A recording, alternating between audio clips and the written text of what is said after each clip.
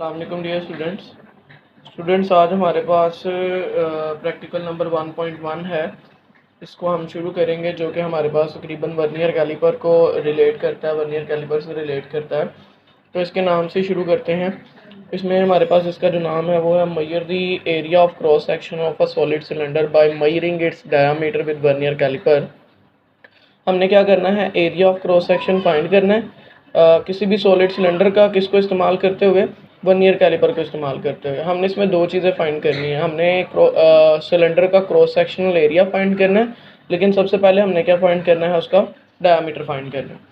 बेटा सबसे पहले तो हम समझते हैं कि वर्नियर कैलिपर होता क्या है। ये देखिए, ये हमारे पास एक वर्नियर कैलिपर है। बेटा वर्नियर कैलिपर हमने 9th क्लास की फिज़िक्स में पढ़ा था, चैप्टर नंबर 1 में, कि वर्नियर कैलिपर होता क्या है। बेटा इसके दो जाज होते हैं, जिसके दरमियान में हम किसी भी चीज़ को प्लेस करते हैं और उसे हम बंद कर देते हैं। इसके बाद हमारे पास इसके ऊपर दो स्केल्स होते हैं। एक हमारे पास मेन स्केल होता है और दूसरा हमारे पास वर्नियर स्केल होता है। बेटा वर्नियर स्केल के ऊपर जो है ना, वो मैक्सिमम जो है वो 10 डिवीजन्स होती हैं, ठीक है। और मेन स्केल के ऊपर जो है वो इससे ज़्यादा भी हो सकती हैं। तो इसीलिए हम जो है वो इस तरह का एक वर्नियर कैलिपर इस्तेमाल करते हैं। बेटा फर्स्ट ऑफ ऑल तो आपसे एग्जामिनर क्वेश्चन पूछ सकता है कि हम किसी भी चीज़ की लेंथ मेजर करने के लिए हम वर्नियर कैलिपर का ही इस्तेमाल क्यों करते हैं, हम मीटर रूलर का इस्तेमाल क्यों नहीं करते। तो उसकी रीज़न ये है कि मीटर रूलर जो है ना, वो हमें, अगर हम 0.01 मिलीमीटर तक की रीडिंग कैलकुलेट करना चाहें और फाइंड आउट करना चाहें, तो मीटर रूलर इतनी ज़्यादा एक्यूरेसी के साथ रीडिंग मालूम नहीं करता। जबकि अगर हम 0.01 मिलीमीटर इतनी छोटी रीडिंग, अगर हम 0.1 मिलीमीटर तक की रीडिंग हम कैलकुलेट करना चाहें, या सेंटीमीटर में इसको कन्वर्ट करें तो 0.01 सेंटीमीटर तक की रीडिंग कैलकुलेट करना चाहें, तो फिर हम किसका इस्तेमाल करते हैं, हम वर्नियर कैलिपर का इस्तेमाल करते हैं। बेटा वर्नियर कैलिपर का सबसे पहले तो हमने फाइंड आउट करना है कि ज़ीरो एरर क्या होता है। बेटा आपको जैसा कि इस वीडियो में नज़र आ रहा है कि वर्नियर कैलिपर का ज़ीरो एरर होता क्या है, हमने पढ़ा हुआ है, तो हम इसको एक दफ़ा दोबारा देख लेते हैं। बेटा हमने देखा हुआ है कि अगर इसका वर्नियर स्केल का ज़ीरो मेन स्केल के ज़ीरो के सामने नहीं आता, मीन्स के आगे रह जाता है, या फिर इस तरफ को जो है वो पीछे निकल जाता है, तो फिर हमारे पास क्या होता है, इस इंस्ट्रूमेंट में ज़ीरो एरर होता है। लेकिन आप इस केस में देखें कि इसका जो ज़ीरो है वो बिल्कुल मेन स्केल के ज़ीरो के सामने आ रहा है। इट मीन्स डैट कि इस इंस्ट्रूमेंट में कोई भी ज़ीरो एरर नहीं है। तो अपनी कैलकुलेशन को शुरू करते हैं। अच्छा सबसे पहले तो देखें, अगर तो इस तरफ को रह जाता है ज़ीरो वर्नियर स्केल का मेन स्केल से, तो ये जो ज़ीरो एरर है वो पॉजिटिव ज़ीरो एरर होता है। और अगर इस तरफ को आगे निकल जाता है, मीन्स के इधर रह जाता है, तो फिर वो ज़ीरो एरर जो है वो हमारे पास क्या होता है, नेगेटिव होता है। बेटा ज़ीरो एरर जो है, अगर पॉजिटिव होगा तो उसको टोटल रीडिंग में से माइनस कर देंगे, और अगर नेगेटिव होगा तो उसको टोटल रीडिंग में प्लस कर देंगे। तो इसकी अपनी हम कैलकुलेशन को शुरू करते हैं।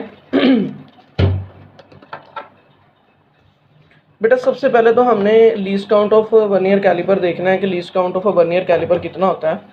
हमें पता होना चाहिए कि least count of vernier caliper जो है वो मिलीमीटर में 0.1 मिलीमीटर होता है, और सेंटीमीटर में जो है वो 0.01 सेंटीमीटर होता है।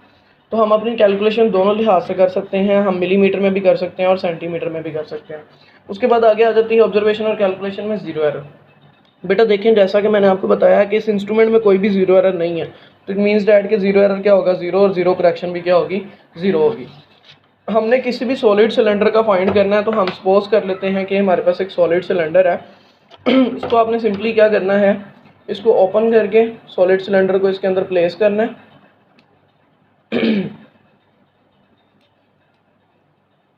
इस तरह से, और प्लेस करने के बाद जो है वो आपने क्या करना है, इसका ये जो स्क्रू लगा हुआ है इसको आपने क्लोज कर देना ताकि ये मूव ना करे। बेटा हमारे पास इस पेज के ऊपर चंद एक रीडिंग्स गिवन है, और वो कौन कौन सी हैं। हमारे पास सबसे पहले मेन स्केल की रीडिंग है, उसके बाद हमारे पास वर्नियर स्केल की रीडिंग है, यानी पहले हमने मेन स्केल की रीडिंग फाइंड करनी है, फिर हमने वर्नियर स्केल की रीडिंग फाइंड करनी है, देन हमने उसको लीस्ट काउंट के साथ मल्टीप्लाई करना है, और एंड पे हमने इन दोनों की रीडिंग्स को क्या करना है, ऐड करना है, और लास्ट में जो भी हमारे पास ज़ीरो एरर आया है उसको हमने सॉल्व करना है। बेटा शुरू करते हैं सबसे पहले मेन स्केल की रीडिंग के साथ। मेन स्केल की रीडिंग फाइंड आउट करने के लिए आपने सबसे पहले क्या करना है, अगर ये निकलता है तो इसको आपने रिमूव कर देना ताकि आपको रीडिंग लेने में मुश्किल ना हो। क्योंकि हमने इसको बंद कर लिया यहाँ से नट से, तो ये अब मूव नहीं करेगा, तो इसका मतलब हम यहाँ से कैलकुलेट कर सकते हैं इजीली। बेटा देखें, आपने देखना है कि वर्नियर स्केल का ज़ीरो कहाँ पे आ रहा है। देखें ये 1 से आगे आ रहा है, तो हम इसको कैलकुलेट कर लेते हैं। 1 2 3 4 5 और 6। इट मीन्स डैट ये 1 से आगे है और किस लाइन के साथ कोइंसाइड कर रहा है, 6 वाली लाइन के साथ। तो मेन स्केल की रीडिंग हमारे पास क्या आएगी, 1.6। ओके जी, उसके बाद वर्नियर स्केल की रीडिंग देखते हैं। बेटा हमने देखना है कि वर्नियर स्केल की कौन सी लाइन जो है वो मेन स्केल की लाइन के साथ बिल्कुल आमने सामने कोइंसाइड कर रही है। तो उसको देखने के लिए हमने क्या करना है आप देखें कि मुझे जैसा कि नज़र आ रहा है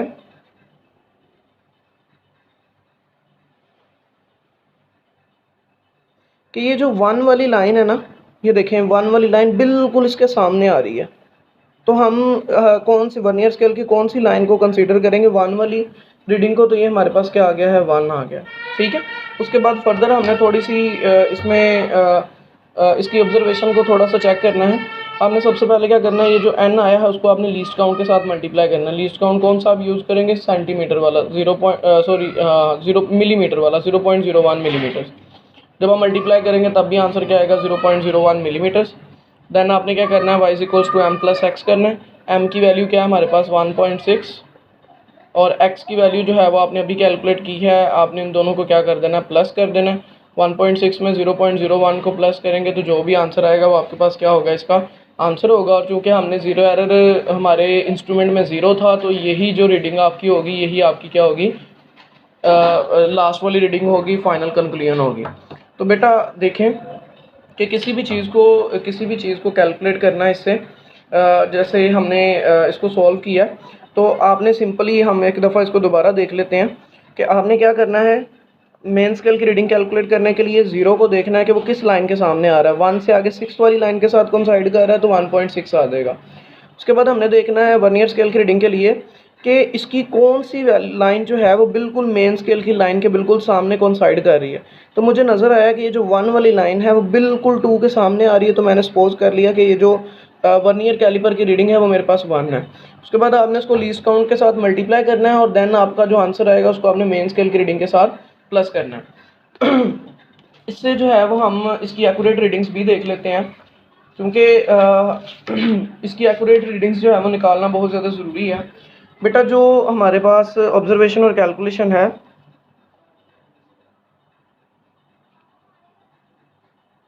बेटा जो ऑब्जर्वेशन और कैलकुलेशन में देखें, हमारे पास जो सिलेंडर हमने यूज़ किया है वो काफ़ी ज़्यादा डायामीटर में उसका डायामीटर ज़्यादा था, लेकिन जो हमें अमूमन तौर पर एक्सपेरिमेंट के लिए सिलेंडर्स प्रोवाइड किए जाते हैं वो बहुत छोटे से होते हैं, तो इसलिए हमारे पास एक्यूरेट रीडिंग भी गिवन है।